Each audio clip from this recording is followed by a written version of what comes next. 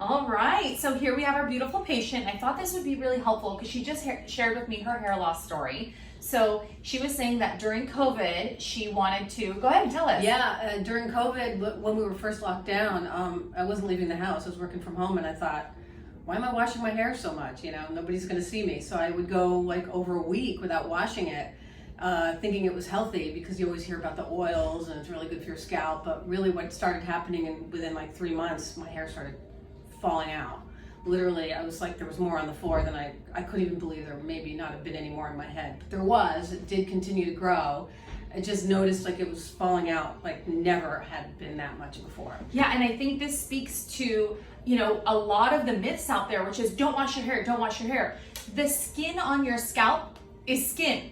And you've got to wash it off or else it clogs the baby hairs from coming out. And so I think that was a big lesson. And then also, after having COVID, after going through hip surgery, or anything that sort of is very dramatic for the body is smart. It takes blood away from the non-vital organs like the hair to our heart and our lungs. So it shifts the blood, but what that does is it starves that hair follicle of the nutrition and hair starts to fall. And that's why people come to see me. So we're gonna go over what we do next, but that's where I wanted to start.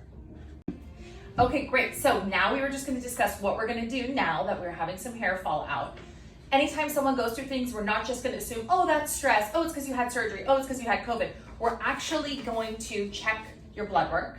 We wanna make sure your vitamins, your minerals, your iron, your thyroid, your vitamin D, all those, your zinc levels, all of those are optimized. So we're gonna do some investigation. Then we just wanna make sure you're investing in good hair care, so good internal nutrition, a good hair vitamin.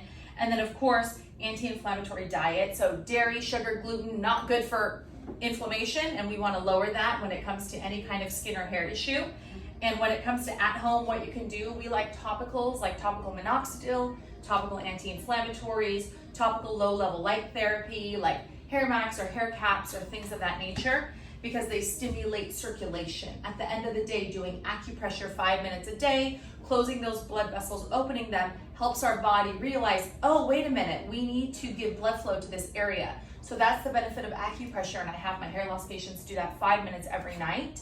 And of course, medical grade treatments, we get into things like that. But in particular, when we're not washing often, or if we feel like, oh man, I've gotten off my hair routine, it's important to do things that'll suction up, like a like a hydrodermabrasion of the scalp. Hydro water kind of suctions it up. The one that we use is Keravive. It suctions up all that dead skin cells and infuses the hair follicle with some vitamins. That's a great, easy way to start. That's non-invasive. And of course, we have more invasive things, but we want to do some investigation before we get started. Great.